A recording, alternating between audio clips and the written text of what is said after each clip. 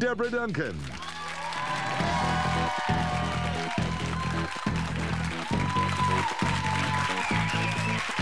Hello, everybody, and welcome to Great Day. It is Medical Monday, and we invite you to participate from home. If you have a question for one of our doctors today, email it to greatdayhouston@khou.com or send us questions through Twitter @GreatDayHouston.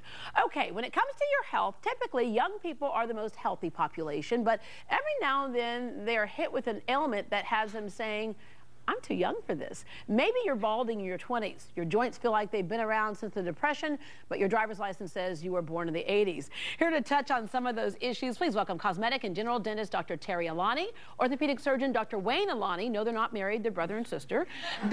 Dr. Richard Laconi specializes in emergency medicine and anti-aging procedures. Pharmacist Gina Eubank and Dr. Frankie Ann Holmes is a medical oncologist at Memorial Hermann. Please welcome them to the show today. All righty. Since the doctors are in, let's start with our questions. We have several from our audience members this morning. Hello there. Hi. Yes, I'd like to ask the question. Yes, at age 20, I lost my first teeth, and I was wondering what could I have done to prevent it? At age 20, lost her first tooth, Terry. Well, a lot of times, you know, my segment is on what to do to replace a missing tooth. But basically, to prevent it, just checkups, regular checkups, going to your dentist twice a year, having thorough x-rays, having a thorough exam, basically home care. All of that will help you as far as preventing you from losing teeth prematurely. All right, next question. My question is, what's the most cost-effective way to reduce the signs of aging? Well, of course, the most cost-effective way to reduce the sign of aging is prevent the sun, related causes of aging. It is the number one. You can't tell that to a teenager who's out there going, I'm getting a golden glow, right? I tell you what, teenagers are starting to get this message from their moms.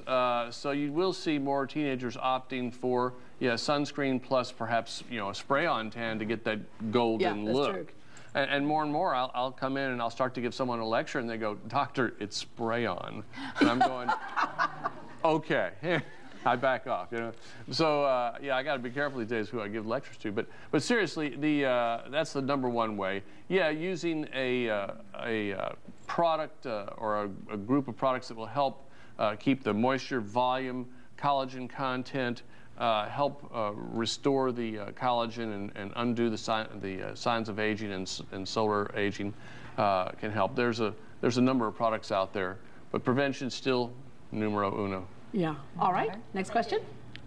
I recently had an x-ray on my back. I have back problems, and the doctor said, you have more arthritis in your back than I'd like to see at your age. What does that mean? Wow, Dr. Alani. Well, what that means is a couple of things. Number one, there's a lot of joints in your back, and you have to remember there's a whole lot of joints in a very small segment in your back. And so they were probably just seeing some arthritis in those joints. It doesn't mean you can't exercise and be active. It just basically means you need to stay in shape, keep the belly strong, because that's the most important thing for a back. And you do those two things, and then you'll do fine. Most of us have arthritis in our back. We just don't know it because we never get an x-ray of our back unless we're hurting. So that's not really a terrible thing to have. It's just something to keep in mind and just keep yourself strong in the abdomen more than anything else. All right, next question. Hi. I have had skin cancer in the past, and I was wondering, are my chances of having skin cancer in the future greater, or does it basically stay the same? And what kinds of things should I be doing to alleviate any problems in the future? I primarily deal with breast cancer, but these are pretty common questions living in this part of the world. And as we've already heard about prevention, staying out of the sun is so important. If you've had one skin cancer, that means that you probably have had some sun exposure. So it's very important. In Australia, where melanoma and some of these skin cancers are epidemic, they have a saying, walk naked before your doctor once a year. So if you've had a skin cancer, it's important to get a dermatologist and to visit with your dermatologist regularly, and to also check yourself in the mirror and get your significant other. Watch any moles that appear to change and make sure that you see your dermatologist promptly if you notice any of those changes. Also, they talk about the sun block. The most important sunblock is staying out of the sun. We can get enough vitamin D from our food, and that will also keep you from aging. All right. This next question is an email question for our pharmacist, Gina Eubank. I'm 28 and started balding around 16. It's not fair, is what they say. Is there a pill to bring my hair back? We certainly know there's lots of topical medications. What about pills, and are they effective?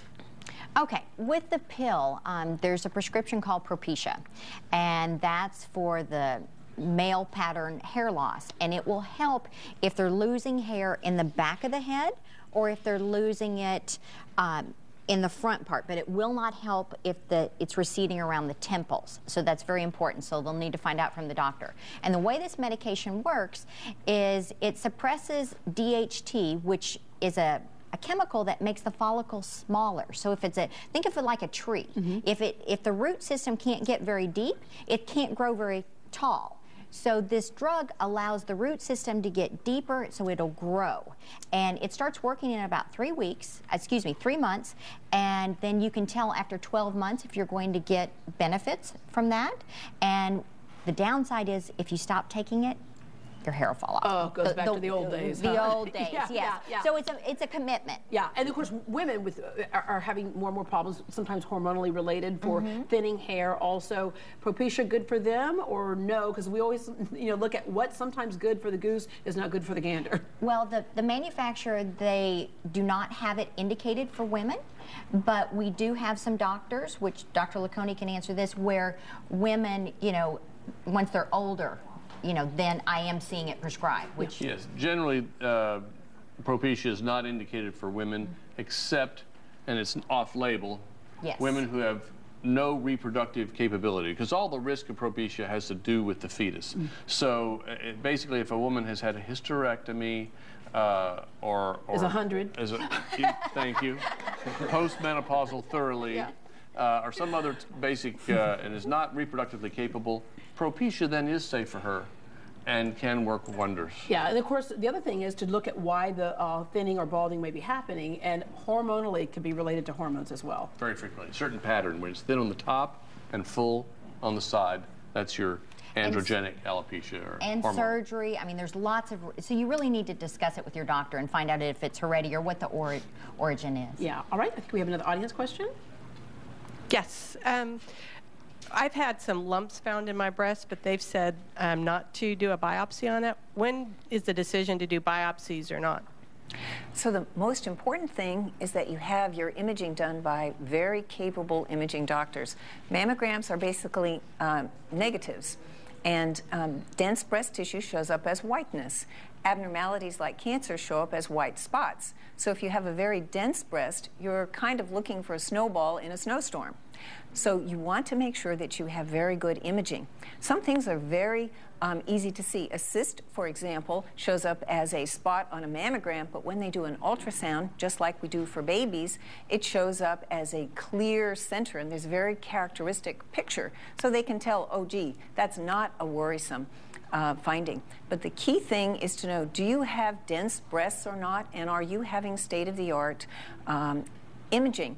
There is a new kind of mammogram that's just been approved by the FDA this year, and it's called tomosynthesis. And in contrast to the previous mammograms, which use just two views, that is, they take the breast and they squeeze it really hard one way, and all the tissue is summated in one view, and they squeeze it really hard that way, and you get one picture. Okay, the tomosynthesis still squeezes you the same, but it paginates like a book. It takes a slice, 15 slices this way, and 15 slices that way. So it's called tomosynthesis. So obscuring densities that would have overlapped and confounded or covered up are not confounded anymore. So getting state-of-the-art imaging is very important. I'm bringing my breast to you. That's right.